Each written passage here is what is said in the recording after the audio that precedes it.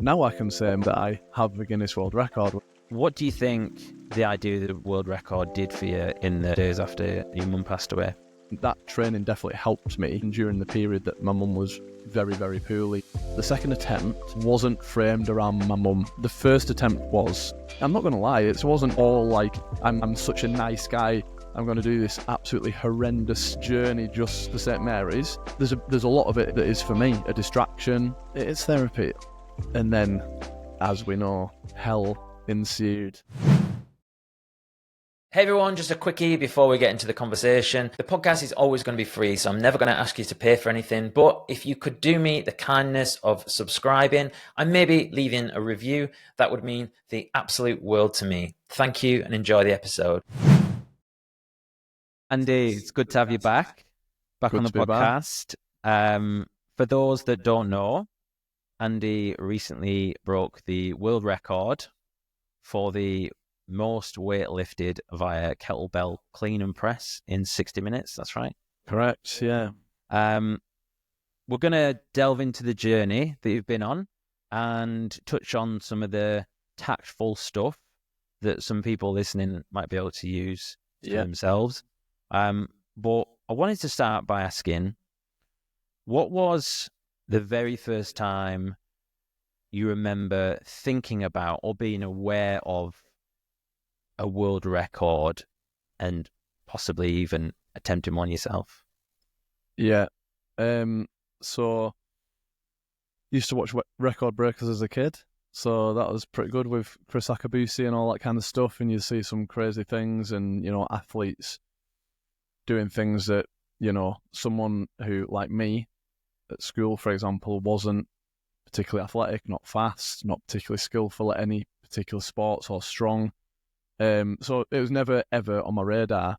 And then I guess, we talked in the last podcast about my sort of journey to fitness and strength and things through Cumbria Strength and all that kind of stuff, the gym that we're both still affiliated with. And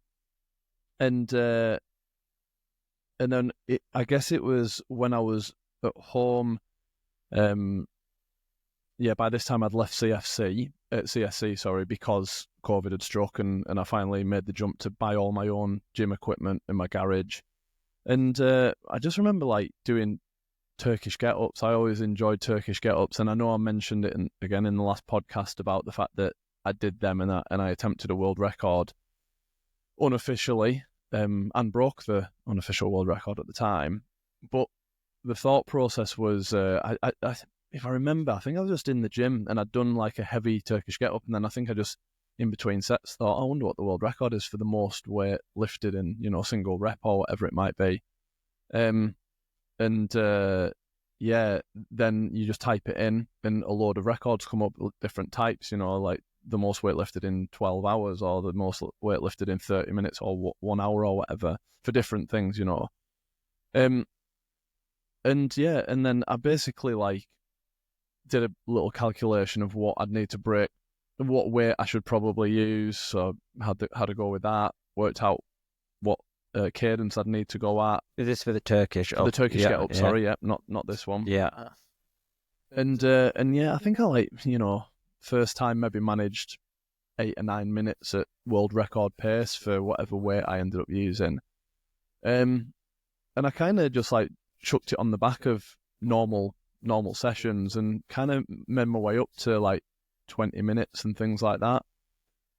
And I guess when I had that one after I implemented some Wim Hof breathing, if you can remember that, I basically did practice Wim Hof for a period in my life, and I did some deep breathing before I had another go at just seeing how far I could get with that Turkish get up thing.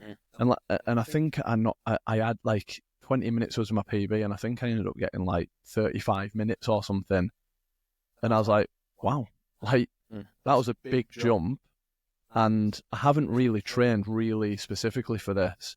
So then I started training specifically and just kind of realised that I was sort of heading towards it. But I guess in the last 8 years, if that's roughly when I started this sort of journey, I do train very intensely and do some, weird things that make it hard. like mentally tough things, and that was just one of them. And then when I unofficially broke that, someone else happened to put it way out of sight in the US around the time that I unofficially did it. So I thought, well, I'm definitely not going to be able to go after that. This guy was like massive, sort of fitness, like, influencer and all this kind of stuff. Do you reckon it's natural? Well, it's a good question. I don't know, but all I know is that there's probably a lot of strength and fitness records broken out there by people who aren't, because I wouldn't do steroids, for example, for something like this, because that'd mean nothing to me. Do you know what I mean? Personally. But there will be people who are like, all right, I want to break a world record. I'll just bang a load of steroids into me and see how far it takes me. It will happen, I mean, it actually happens in the Olympics, where you're really, really not supposed to do that stuff, So yeah, but so yeah, to answer your question, that was the first sort of time, just flirting with the idea, basically, and then it becoming a bit more of a reality. Yeah, because if we think about a timeline here, we sat down, I think it'd be 2 years ago in May, and you filled us in on that whole situation. And you said, oh, there's this other one I'm thinking about doing. Yeah. Or whatever. So let's go back to then, May 2023. What's happened since then, and what happened after those, when you first started having those thoughts about that record? Yeah, so around the time that I was doing the Turkish Get Up one, I was also looking at other things, and this clean and press one was part of it. And I had a dabble at it, again, flirting with the idea, and realised that it was actually harder than the Turkish Get Up one. It was like by far harder. Whether I just wasn't conditioned to it, and I was more conditioned to the Turkish Get Up one, I don't know. But it was beyond what I thought I'd be able to do. Just to tap on that one, double tap on that one. How do you actually test those things out? So if you see a world record, do you just go out with the full weight, or do you do a calculation first, then see if you can do like a percentage of it? How what's that process like? Yeah, so I because it is literally just having a quick go to see where you are. I don't put any kind of plan together, like, right, in 2 weeks' time I'm going to do this, so I need to build up my strength and stuff like that. I feel like I'm always, I try and, when someone says, what's your goal, apart from obviously something as specific as this, like, what are you doing now? It's like, I just want to always be ready. And that's like, always be ready to jump on a gym competition, or always be ready to lift a piano for a mate moving into his house. Or do you know what I mean? Whatever life could be, whatever life throws at you. So I kind of just think, well, I'll just calculate what I would need to do. So think, with the Turkish Get Up, I think it was a 28 kilo kettlebell I was using. I think it was something like 4 reps every 1 minute, 10 seconds or something like that. So that's what you do. You just have a go and see.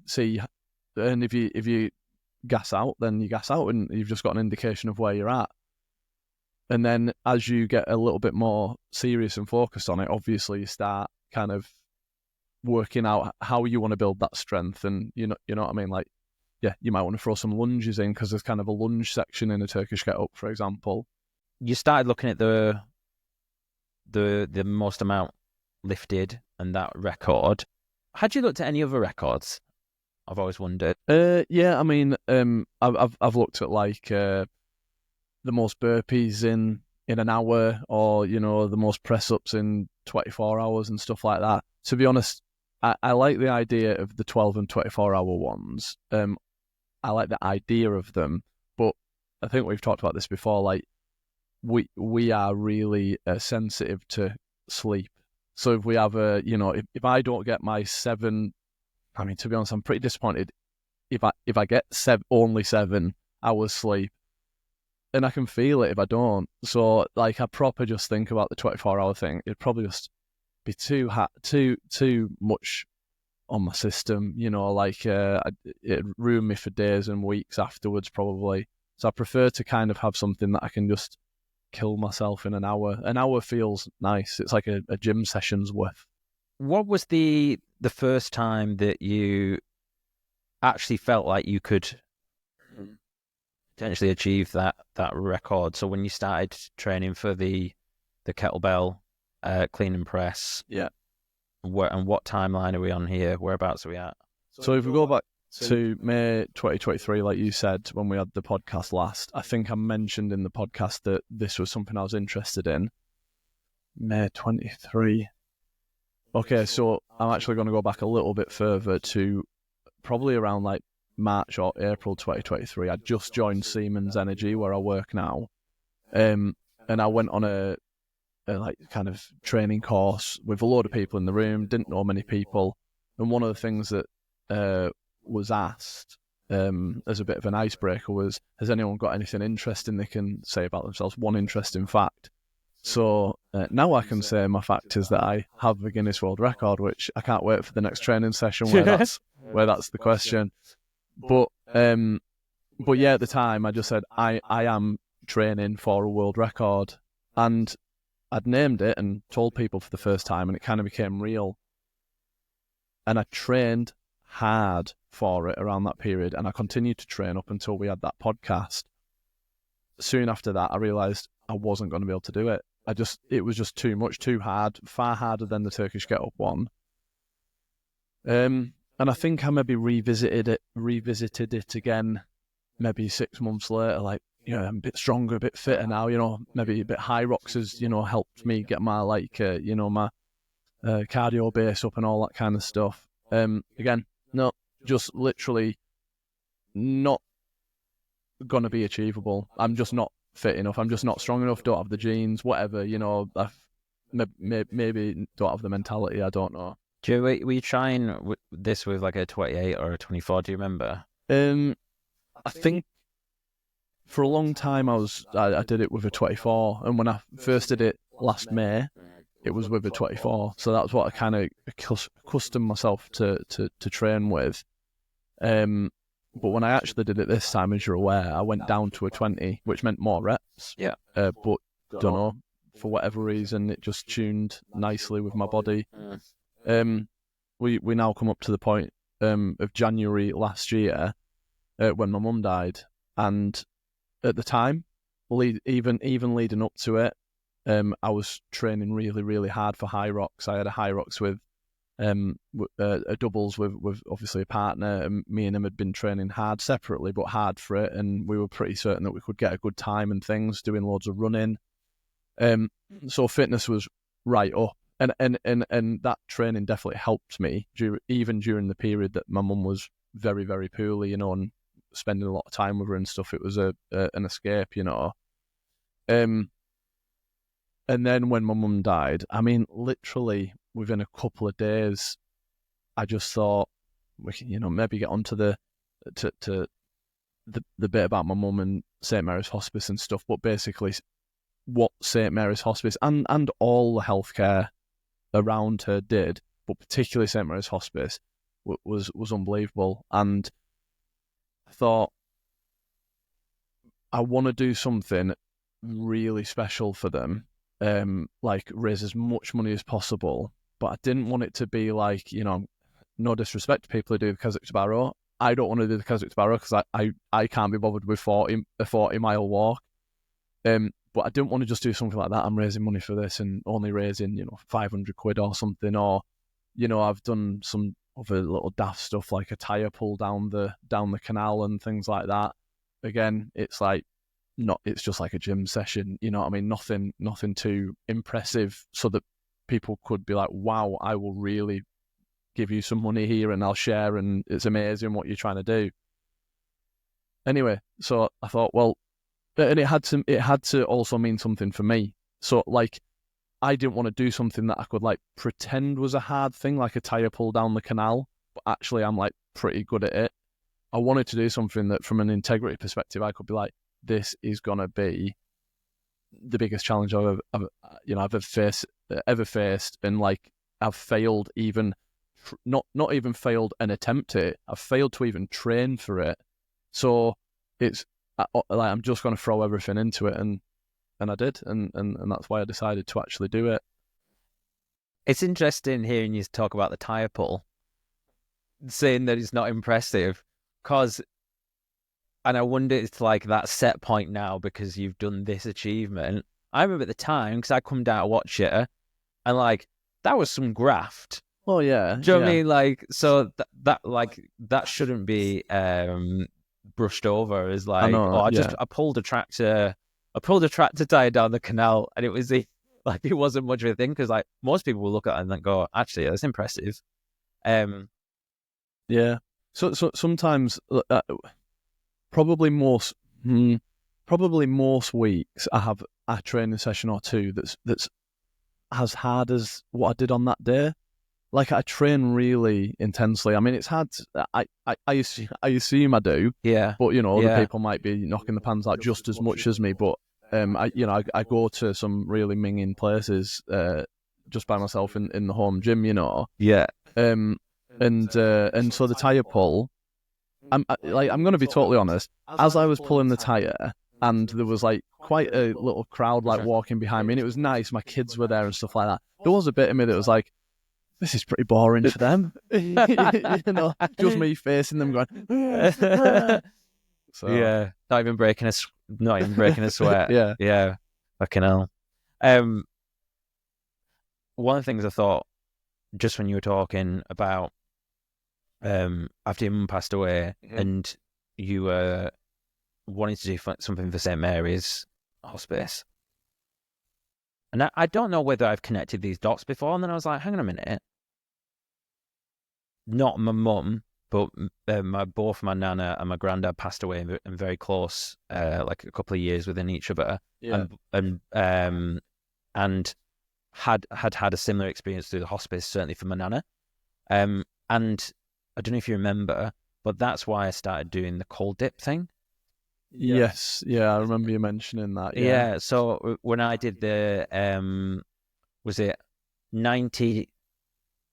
Was it 3 minutes for 3 months? That's right, every day, getting in my bin or whatever. Yeah, that's but right. Like, and obviously that was like a few years before. And on the last one, we were talking about cold water and stuff. And it's just funny how these things like all seem to interweave in a weird way, and how you can. So although it's very different, you losing your mother and me losing grandparents, it's interesting, that drive. Oh yeah. Do you know what I mean? Like where you kind of, you're wanting to do some good, channeling that energy, and then obviously, and you're doing something for yourself as well. It's like giving you something. So what do you think the idea of the world record did for you in that moment, in the couple of days after your mum passed away? To decide to do something like that, you mean? That's a good question. Probably. I mean, my mum died 2 days before I was supposed to do the High Rocks. In the week, it was High Rocks Manchester, wasn't it? Yeah, it was meant to be High Rocks Manchester, and unbelievably, like, I don't know why, your head's all over the place in them situations, and I was still thinking about going to do High Rocks. I was still like, I'd tapered that week. I wasn't anywhere near in the right mental state to do it. I didn't know how. I mean, I was incredibly devastated, but you don't know how all of a sudden you might just burst into tears or something. So do I want to be in the middle of a High Rocks and be like, what am I doing here? Do you know what I mean? So I did can it in the end. But yeah, all that effort, I was like, right, I'm ready to do something like that. It needs to be done for me. I'm not going to lie. It wasn't like all like, I'm such a nice guy, I'm going to do this absolutely horrendous journey just for St. Mary's. There's a lot of it that is for me, a distraction. a focus. It's like therapy, isn't it? It is therapy. Like it is. And I was thinking in a session the other day, it was one of my pretty minging sessions, and I'm now in a spot where I'm in hell in a session, and I'm now like totally embracing it, and I'm like, this is actually my comfort zone. Like I'm very, very comfortable being extremely uncomfortable. And it's probably a good place to be because it means that you can stretch and grow and, that kind of thing. You can apply that thought to anything then, can't you?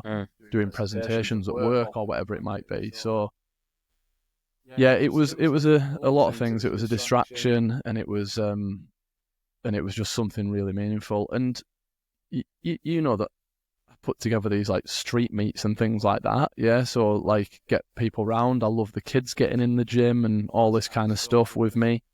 So there was a definite community aspect there as well, bringing people together. And on that first attempt, that's what it was all about. There was like 90, I think about 90 people in the gym, and it was a great day. Yeah. Well, they say it's. I feel like, I'm gonna bring it back to your mum, but I feel like when someone passes away close to you, they're kind of like two options, aren't there? Maybe three options, but there's like you can be completely, it can destroy you. Yeah. You can be indifferent to it, and then on the other end, you can utilize that pain to channel it into something else. And it might sound awful, but like make something out of a bad situation, turn that into something else. And we'd see it we'll look at art, look at music.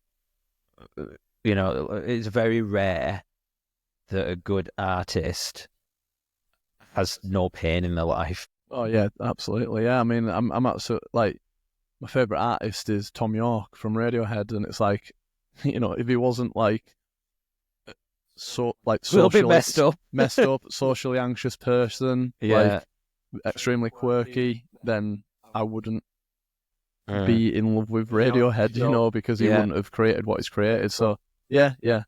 And I think we're tapping into this kind of like, maybe it's like this selfishness aspect of it, but also you got to remember, like, your mum would be so proud.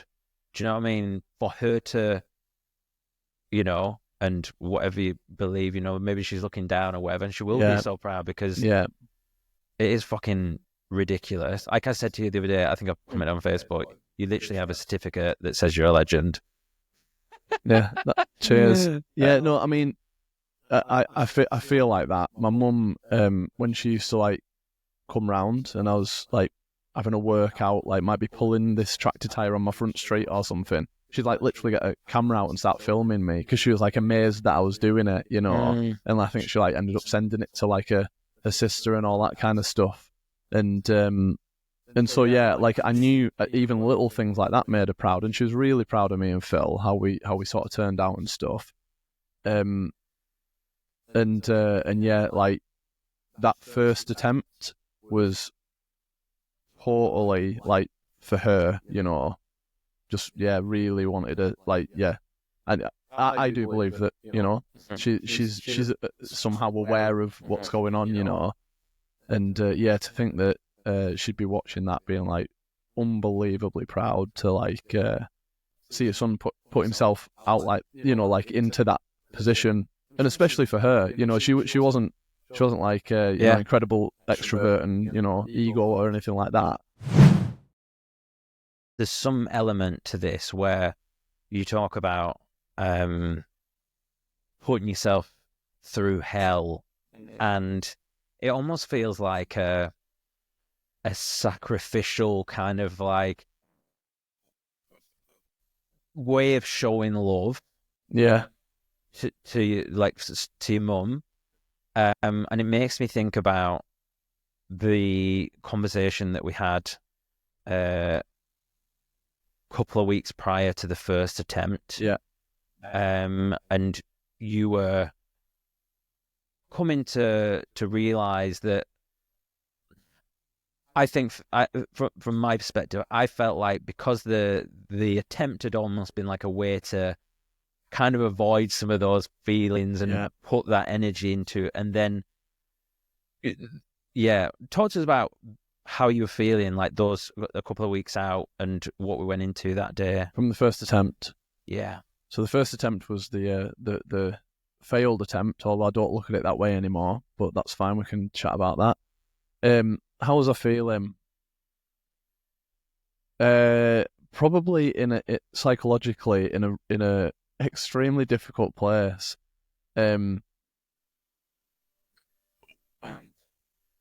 Yeah. So back in it was May that I attempted it. I think it was about March.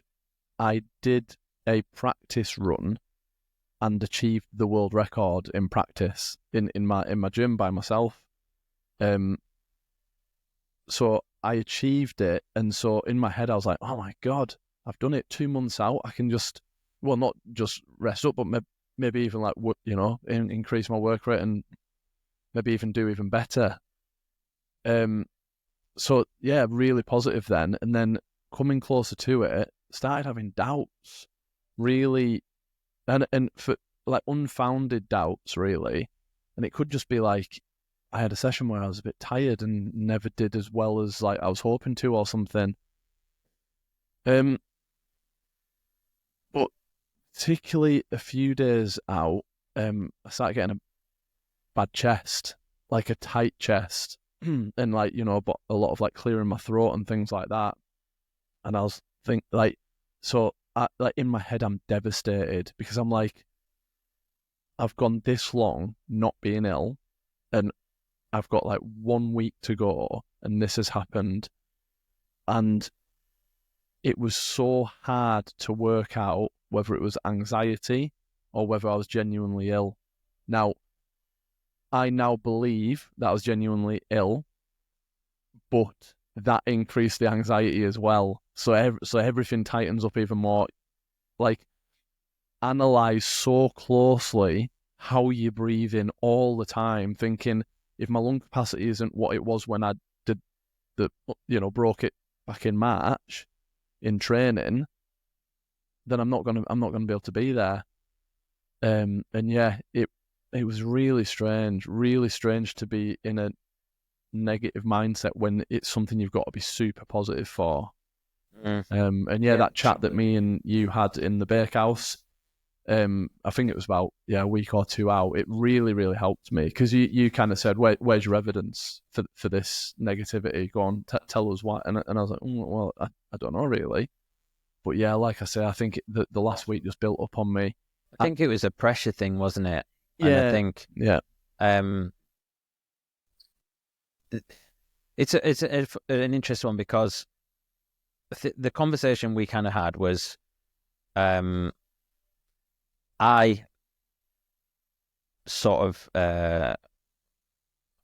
basically hypothesized that you were putting too much pressure on yourself. Yeah.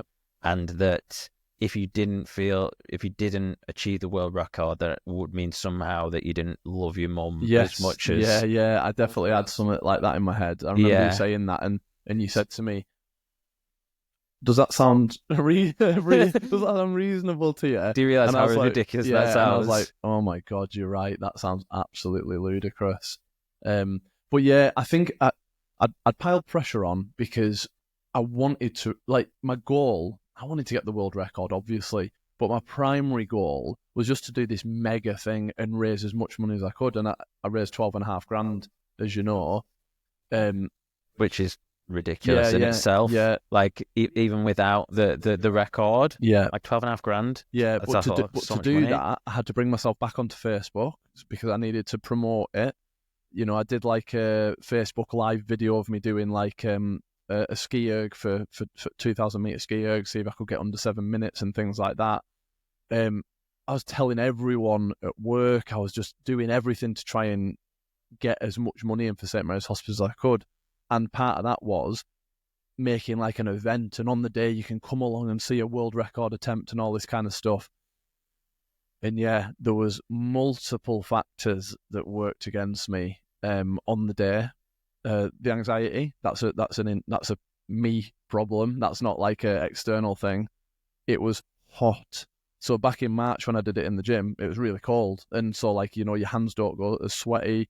And overall you don't overheat. It was a hot day, like a unusually hot day. I remember because if you remember, I was looking at my heart rate because I'd done a session in the gym in the morning, and I was sending you afterwards the data of like the difference, and like I'm sure that made a difference because like it gets so hot in that building, doesn't it? Yeah. And then the pressure of people being there, and for the first time ever, I had to do 60 minutes. So when I broke the world record in my gym in training, and when I'd done some other really good sessions, getting close to 45, 50 minutes at world record pace and stuff, I never set out to do an hour. I set out to do 20 minutes and see how I got to. And then I'd get to, and I'd be like, oh, I'll do another couple of sets. Oh, well, I'm nearly at 25 minutes. I'll get to 25. I'll do one more set on each arm. I'm nearly at 30 minutes. Oh, wow. Right. But, and then you think about the hour and you're like, how do I feel now? Could I get to an hour? And you're like, no chance. But it's fine. We've done half an hour. And then you get to like 40 minutes and 45 minutes. I'm 3/4 of the way through.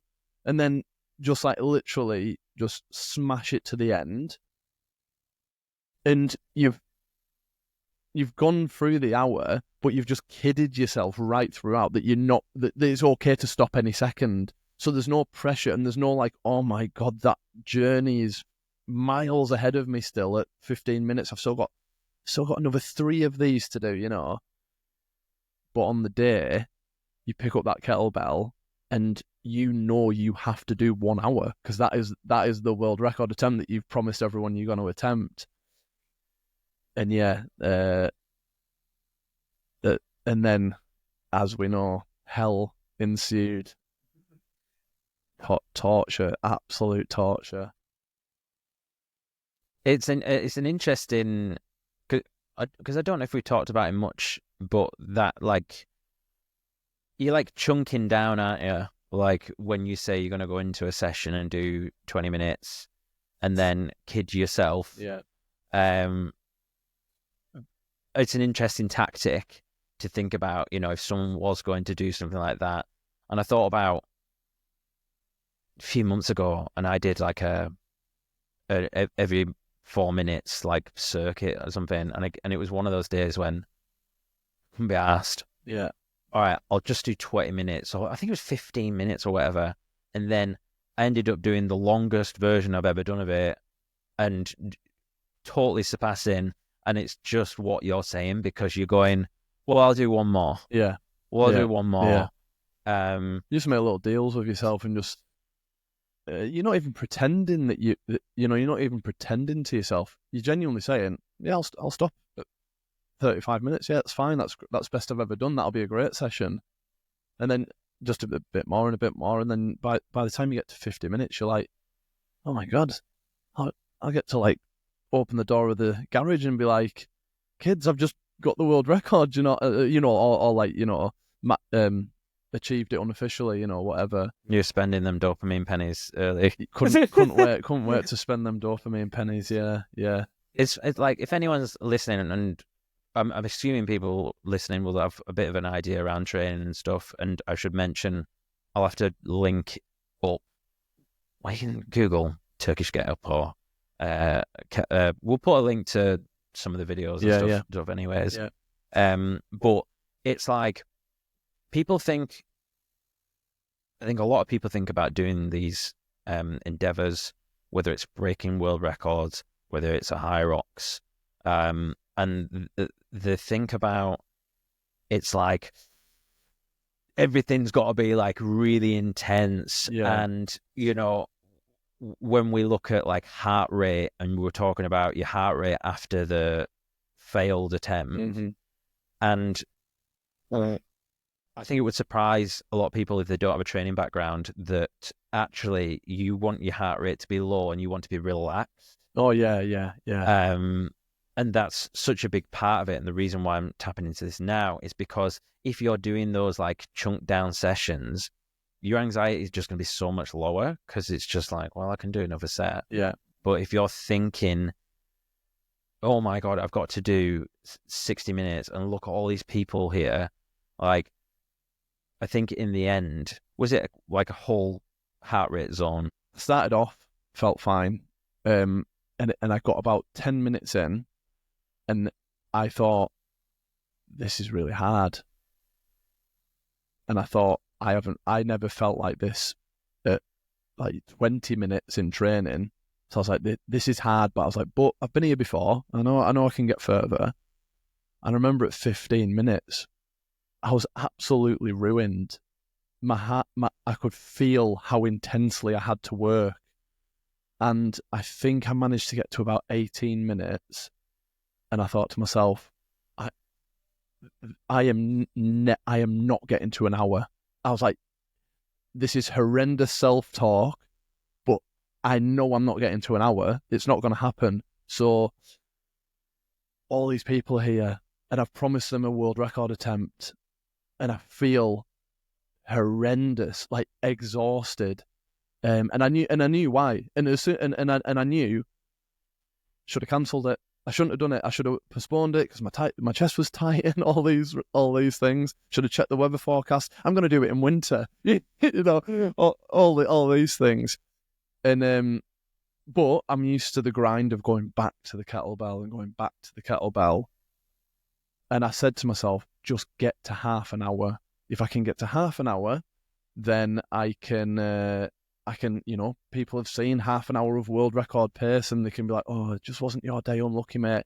And then I could say, but I've done it in training, you know, and I don't know. And I got to half an hour. I have no idea how I got through it. I honestly don't know how I did it. My heart rate was in zone 5 for 55 of the 60 minutes.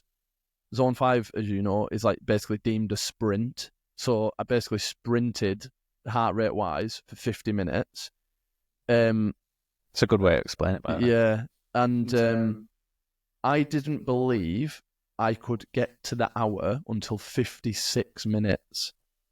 56 minutes was the first time in that whole thing, apart from maybe the first 5 minutes, where I was like, I might actually get to 60 minutes here because every set was hell. And I've had people since talk to me, including Daniel, the judge, Daniel Vintilla, who was the judge.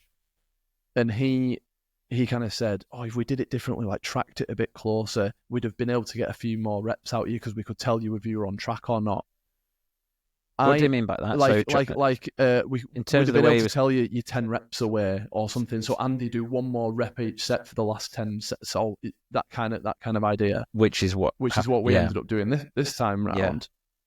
But there is nobody in this world who can tell me that I had one more rep in me. It was absolutely the most grueling thing I've ever done. I can't imagine someone going through worse like effort than that. Yeah. I just can't imagine that someone could get themselves there. I will never be able to go there again in my life. It won't happen.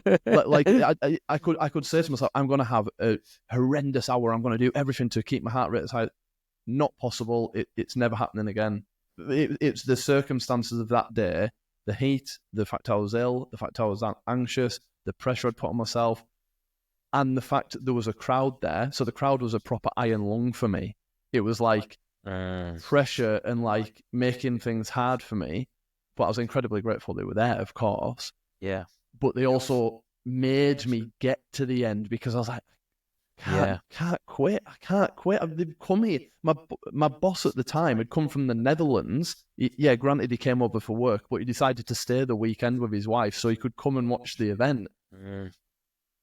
So even though I've got this now, I've got this thing at home with a T-shirt with the t-shirt I wore and a few photos, and one of the photos, or an image, should I say, is my heart rate. It's the heart rate from the first attempt, and that is a reminder to me of just how hard I am capable of working. So if I'm ever in a session or finding something hard, I know in myself I can always keep going. It's a mad thing. Yeah. But like I say, I won't ever have to do that again. And I knew even getting this certificate second time round, I wouldn't have to work as hard as this because I wouldn't be ill. I'd be doing it in winter. I'd do it without a crowd. I'd basically make sure the variables were in my favour this time, you know. I feel like there's no parallel fucking universe where you get that record and you don't do the first attempt. Yeah. Do you know what I mean? There's so much in that. Yeah. Where because you had to go to that level and so much pain and, like you say, your heart rate. So the second time was always going to be easier. Yeah. And like at the time, I was confident you were. I did say I was confident you were going to do it the first time around. But to be honest, I'd not seen you do much of it, so it was more like a confidence in you, rather than actually no, I've seen. Whereas the second time round was a different form of confidence. I'm like, you've done it, like you've pretty much done it. Like you've gone through all that stressful thing, with all that pressure. Now all we need to do is just dial back all that, keep it real simple, and I said to you like a couple of, I was like, I'm bullish on Andy Allan. And I didn't. Did you think you were ever going to miss it on the second attempt? I'm just skipping ahead a little bit. But to answer it generally, no, I didn't. However, there was one moment in it that I struggled. But from when I failed first time, and then I in my head decided I would definitely still do it. There wasn't a point where I thought I wouldn't be able to do it. Confidence was super high, and you probably saw me rock up at the second attempt, and I was happy. I was happy, and I never really felt any pressure, and just approached it totally differently with various learnings. So yeah, from the first attempt, at the time it was a failure. You know, it felt like a failure. I wasn't devastated though because of everything else that I'd done, the community, my kids seeing the effort and the 12,500, and my mum definitely being proud regardless of it. But yeah, it wasn't a failure. It was a learning because I was willing to. If I decided, I've done it, that's it, that's fine, I'm not going to go back to it.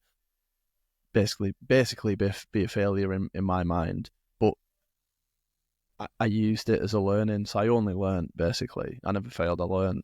Yeah, 100%. And, imagine if we were sat here now and we didn't have the first attempt to talk about. Yeah. It'd be a totally different story. Yeah. And it still would be amazing. But that's, everyone wants, like, the hero's journey isn't like that. No. Like, the hero's journey is like that, and that's like all stories are built that way. Coming of age. Yeah. It was interesting because one of my Shane's fiance now, Katie. Shane Toll, of Barrow Raiders fame. She said to me after my attempt, she was like, I thought you'd do it because I just thought, I just assumed it was going to be quite an easy attempt to go for because I'd chosen to do it. I'd chosen that record, so it's going to be an easy thing to go for. And she was like, so I didn't realize just how hard it was going to be, and I was kind of like, yeah, it was incredibly hard, but it kind of at the same time, in terms of the eyes of people looking in. The fact I failed first time shows just how frigging hard it was to achieve, because I never achieved it until lots of learnings and further effort was put in place, Just let's get into the detail on the first attempt. How shy were you, and what did you did you know that you'd not done it, or did you? Yeah, talk to me about that. Yeah, I knew I'd fallen short because I dropped from the 24 to the 20 kilo kettlebell too early. When I did it at home, I'll refer back to when I did it the 60 minutes at home, I didn't drop down to the 20 until maybe minute 50. I think on this one I dropped at like in the 30s, late 30s or something like that. And I knew I was short. I didn't need you guys to tell me that I was short. I knew that I'd fallen short. It was 8 reps, which is about 23 seconds worth of work. And yeah, I mean, take one of those variables out, the hot day or the bit of a tight chest or whichever variable you want to take out, I'd have probably got there, on the day. Yeah. It's interesting, we talk about heart rate a lot and stuff, and how paradoxically, if you look at effort, and if you took heart rate as an example as a proxy for effort, then it's mad to think that actually the failed attempt was harder. Yeah. Do you know what I mean? It's like this weird, contradiction. Yeah. Of how the laws of these types of things and exercise and stuff like that. You just need to be comfortable, don't you? You need to be comfortable with the kettlebell in your hands. You need to hone your technique. I learned about my technique better because my hands were ripped to shreds first time. They weren't quite as bad second time. So the first attempt, you fail that. Cheers. Inverted commas. You fail the record, but you do this amazing thing with the hospice. And actually, I remember, it was a good day. I thought it was a good crack. And when I do these yearly reviews, and I looked back and I like looking through photographs, and that was one of the highlights of my year because, like you say, it was this community thing. It brought people together. It's like, you almost don't care why you're brought together sometimes. Yeah. It's just the fact that you were brought together and part of something. But tell me, what was it like those hours, days after the failed attempt? If I'm being totally honest, I can't really remember them too much. The dopamine spike was there, but probably not quite as much because there wasn't quite as much to shout about as if I actually got the record, you know what I mean? So I think it was just I guess I just wanted to get back on the horse and just keep my training up. My fitness is since it was just over a month ago that I actually broke the world record, and my training has probably in some ways improved further. I'm kind of doing different stuff now, so that's good. But I never want. There's no point in now just dropping off my training. I might as well maintain a level of really high fitness and strength. You know what I mean? So that was my mentality back then. I was like, if I am gonna break this world record, I don't want to have a month out and go on holiday, eat crap, feel like crap. I was like, I just want to. I might do it in 2 months' time. You know what I mean? I might be back soon. I kind of knew I wouldn't be because I had in my head I definitely wanted to do it in colder months. Just for that extra sort of variable advantage. Yeah. And so you basically, you kind of went into a bit of a monk mode in a way, didn't you? You just, because I remember you saying that you didn't really want to talk too much about the thing. You were saying I might do it, but you were kind of coy. I think you, like you say, you just wanted to get back to training and almost kid yourself. I wonder if you were kidding yourself that possibly. You weren't going to attempt it. Yeah, possibly. But knowing that you probably are, you were. Yeah. I feel like it was maybe, I think afterwards, I'm sure you said maybe you weren't going to do it. And then I think it was a week or so after, you maybe picked it back up and said. I think I would always want to have gone after it. I think the thing that actually was a bit of a catalyst for me was I was so close and still had in my head to actually own this. Like, even if someone breaks that record the day after I broke it or the day after I get the certificate, I don't care. Like, that is incredible to have in my gym. And you know what I mean? And that is forever. So I thought, I'm that close to getting it.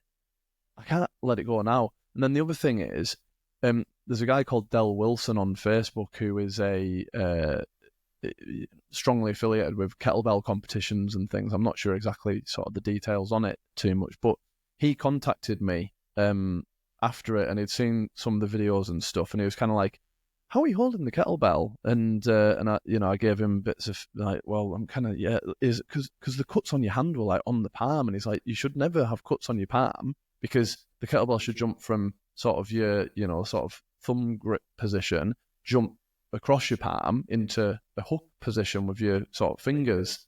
And I guess I used to know that, and I used to do that. Matty did teach me that, but it's been years since I had a session with Matty on kettlebells. Matty Green, sorry. Yeah. But that alone, when he said that, it was like massive advantages to be had if you can work on that. So I knew that there was a period where my hands were knackered, and physically I was pretty knackered, mentally I was pretty knackered. But there was an opportunity there to, for the first time, dial back the heavy weight, the 24 kilo kettlebell, and start like working with like a 12 kilo kettlebell on technique. And then I soon found, it feels good. Yeah, I can tell why that would be better. So I instantly found some benefit. So within a week or so, there was advantages to be had. And I was like, yeah, I can definitely do that next time, Yeah, that's cool. And again, going back to this, like, no failure thing, it's like he wouldn't have probably got in touch either had you not done the first attempt, because there was so much noise that had gone around the thing. Welcome back. We just had a little refresher. What did I want to tap into the lessons that you learned from that first attempt, and how did that shape your approach going into the second attempt? Yeah. So I've mentioned I knew I wanted to do it in colder months. I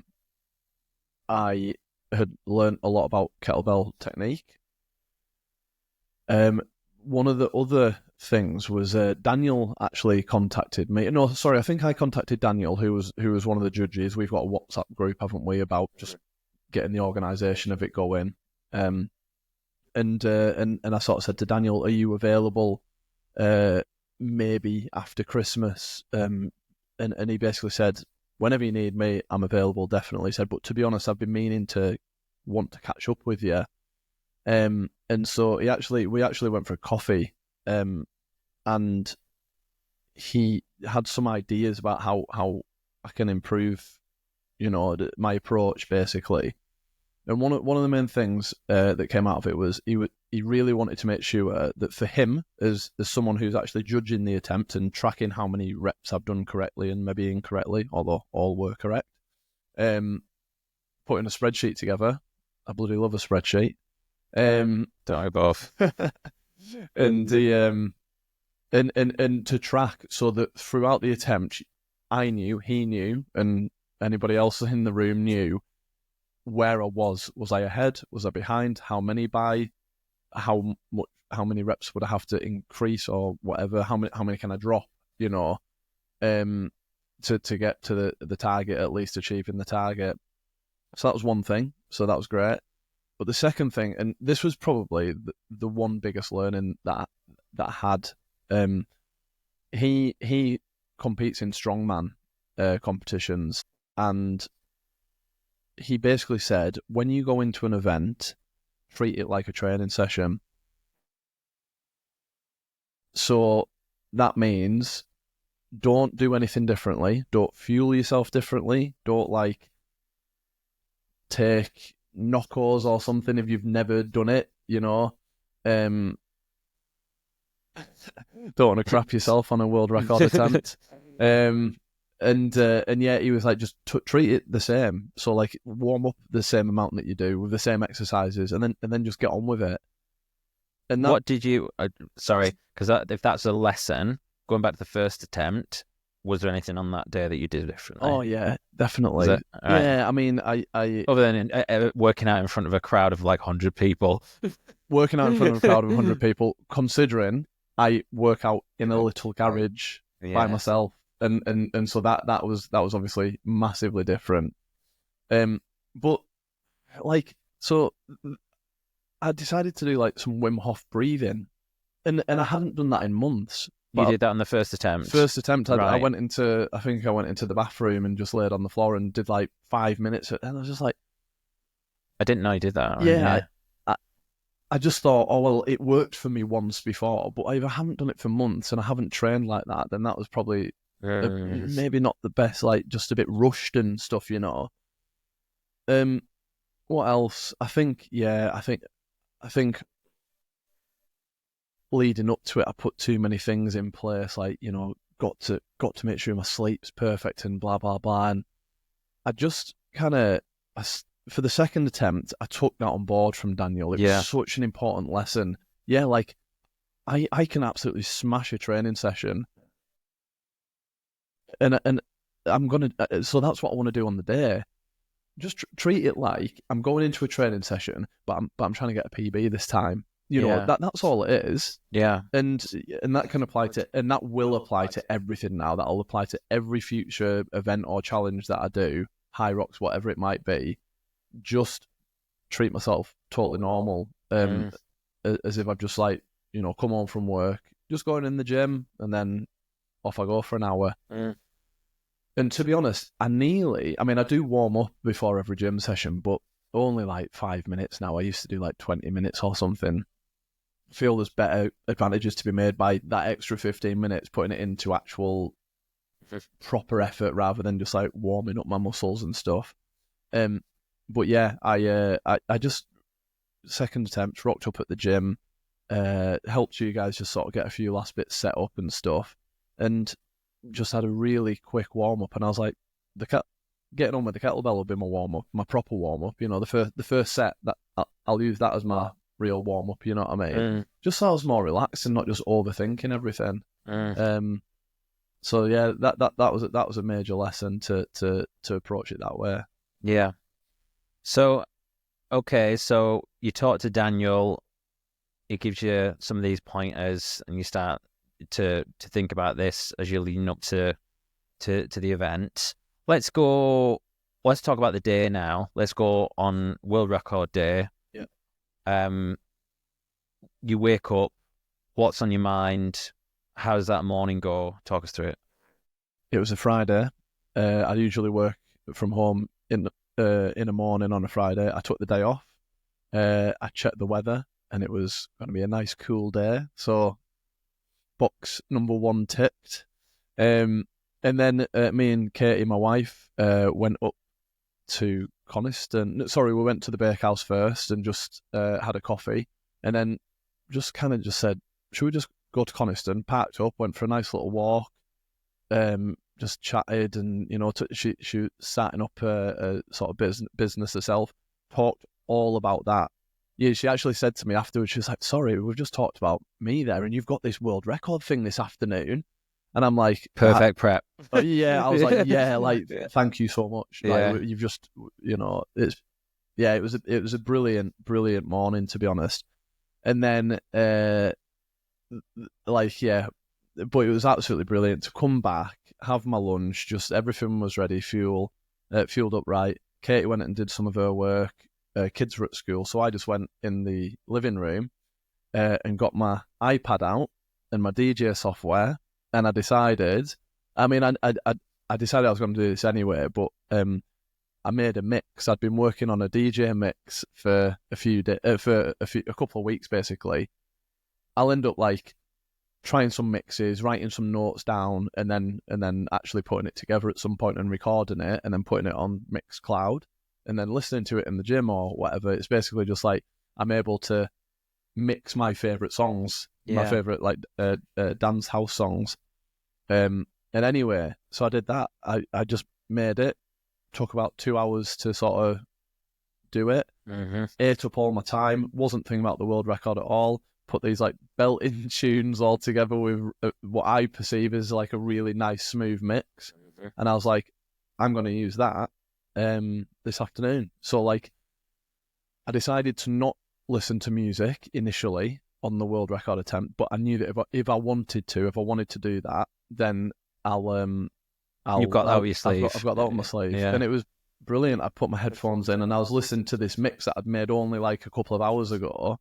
And it kind of, in a way, like it kind of distracted me a little bit as well, because not only was it, as I say, some decent tunes, but I'm also like, during the mixes, the crossovers of the song, I'm kind of critiquing it in my head a little bit. I'm like, oh, that was a good mix. You know what I mean? Like, oh, maybe the bass was a bit heavy on there. And it was just like awesome to listen to. And I called it World Record Mix. It's on Mixcloud, and I still listen to it now. And like, when it gets to a remix of Hey Boy, Hey Girl by Chemical Brothers, I remember during the world record that I turned it full volume to 11.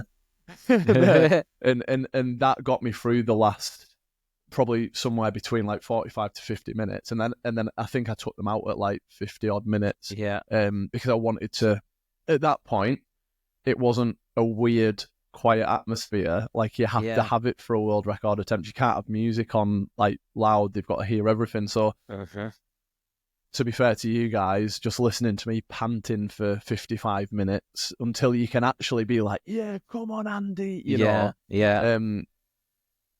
So it occupied me, and so that prep was brilliant. Just never really thought about the whole thing at all. However, there was a little bit of something different that I did. I had a double shot of caffeine that I didn't necessarily want. I actually said to the person on the speaker, has this got one shot in? And she's like, no, two. I was like, oh, that'll be fine. So a little bit more caffeine than I was used to. And the other thing is, I've got these cyst gels, and I've used them before, for like high rocks or if I'm having a really intense long session, and I brought that along as well. And the whole record for the whole attempt, I felt really good. I knew that I'd do it. And it was I think it was 33 minutes, because I was doing it in 3-minute chunks. I think it was 40 reps with a 20 kilogram every, 41, 42 reps at times, just to try and get ahead of it. At 33 minutes, I felt like absolute crap. I mean, seriously bad. Like, weak, and I felt sick and dizzy and lightheaded. And I don't know what it was. At the time, I thought I'd hit the wall. I thought I'd hit the wall. And as far as I'm aware, from reports from other people, the wall, when you hit it, you don't come back. That's it. You're screwed. Yeah. And I honestly, for that set, I just thought, I'm just going to have to get through it. Just get through this set. I've kind of been here before. Just get through this one set. Put the kettlebell down. You might have noticed, or if you were to look back at it, you'd probably notice that I kind of put my head outside and like spat a few times, because you know when you feel sick, you like spit a bit. I spat a few times outside, bit gross. And I think what happened was maybe the caffeine and the gel, which is not something I typically use in training. So sorry, Daniel, so for not listening. So I changed something. Was the caffeine in the gel, by the way? There might have been. I'm not too sure. But whatever it was, I think that my blood sugar just went mental for a very short period of time. And I came back to the kettlebell on minute 36, picked it up, got through that set like feeling better. And then by the 39th minute, I think you were on the floor taking some photos of me, and I actually put my thumb up because I was feeling really good again. Yeah. And I was just like, oh, thank God that wasn't the wall. Thank God that was just a blip. But yeah, it was a very, very worrying moment. I was like, can I ask these guys if we can do a third attempt? I really don't want to do that, Yeah. Well, I feel like it wouldn't be, it wouldn't have been a world record if you didn't have some minging struggle in the middle of it. Yeah, fair enough, yeah. What about, so we're on the the world record. You're going through it. You've gone through this difficult 7 minutes or so with your little caffeine sugar thing that happened. Yeah.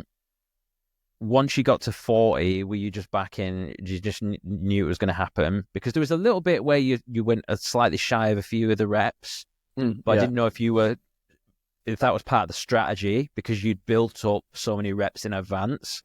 Yeah, it was strategic. Mm-hmm. It was kind of like when you have a rep or two short, it feels so good. Like the rest, like it's I don't know what is it. It must be like 8 more seconds of rest or something. Do you know what I mean? Yeah, and it feels mega.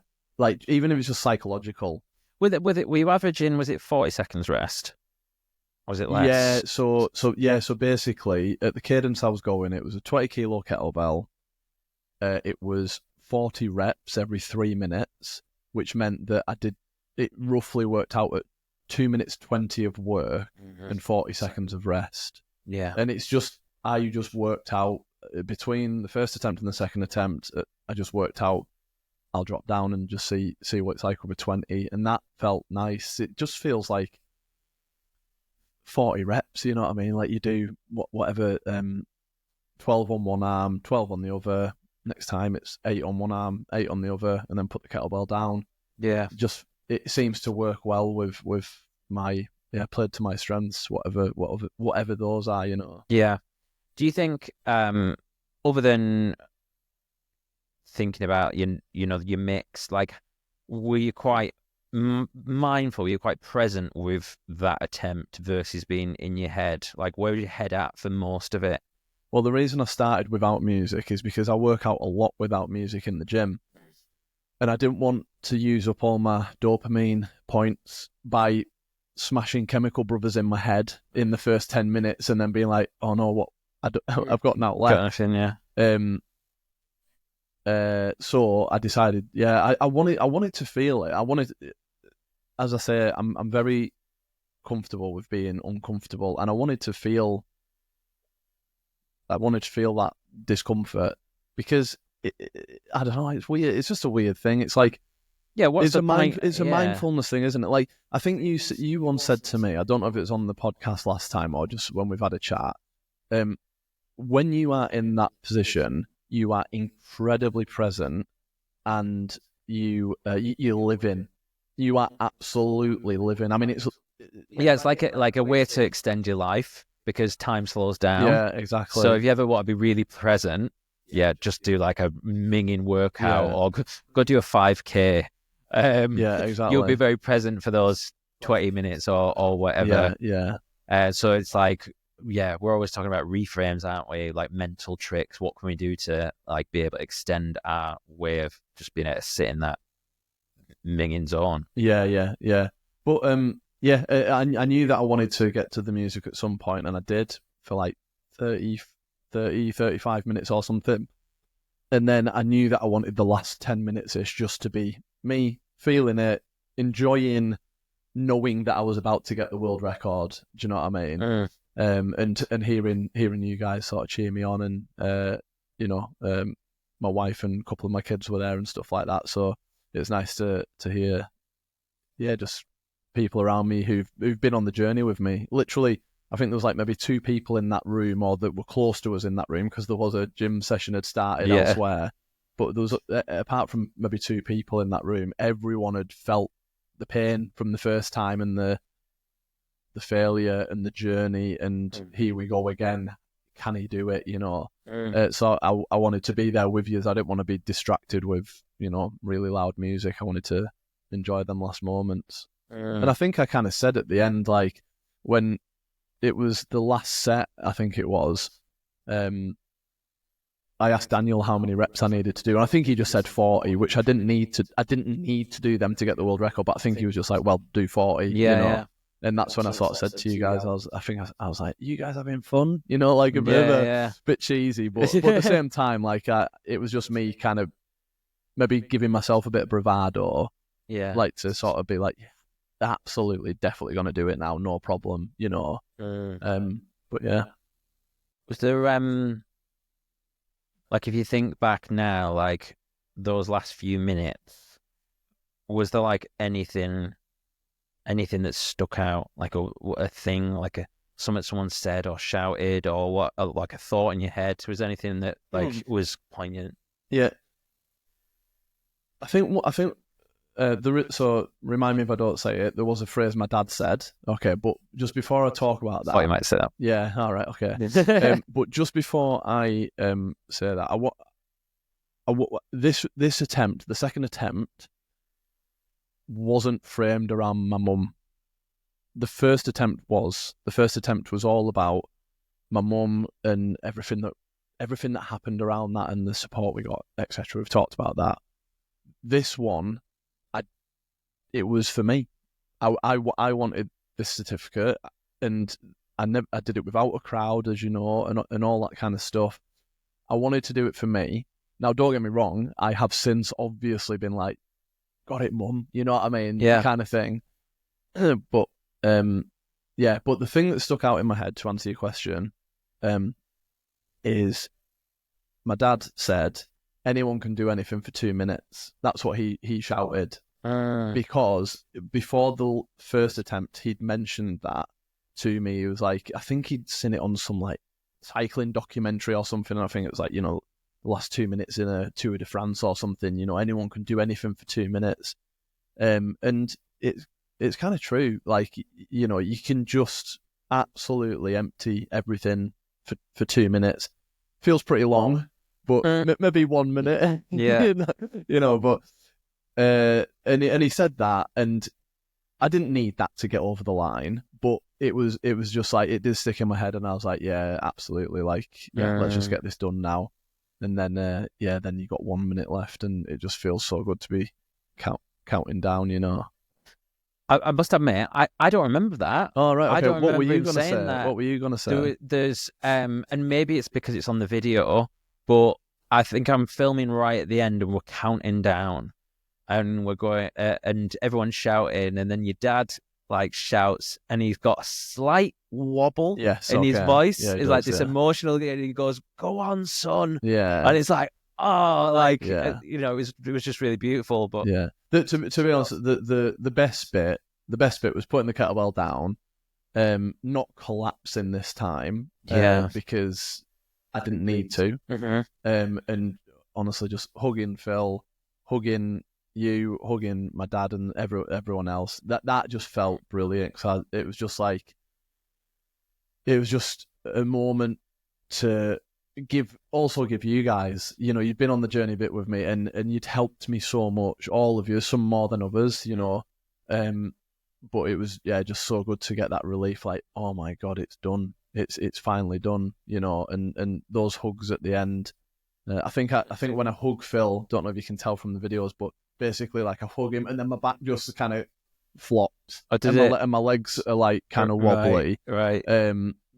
And it's just, it's weird. Yeah, really, really strange. But going back to what I said earlier about there wasn't one more rep to be had in my first attempt, which I absolutely fully believe. I could have done more reps this time round, but it's fine. It's fine. I had to balance it with making sure I didn't exhaust myself too early. So could I have done another 3 or 4 reps? Yeah, definitely. In fact, my last rep was an extra rep, wasn't it? I never got that in time, And if I absolutely had to, probably could have done another couple, another few. Yeah. But I don't regret a thing. It was all about getting the job done. Yeah. Amazing. Hey guys, it's me. Thank you so much for watching that episode, and congratulations for making it all the way to the end. I really appreciate it. A few things before you get going. If you haven't already, please do subscribe. And if you enjoyed this episode, the kindest thing you can do for me is to share it with a friend or family member. Don't forget to check out the show notes for links to both my guests and myself. And if you made it this far, why don't you drop me a DM?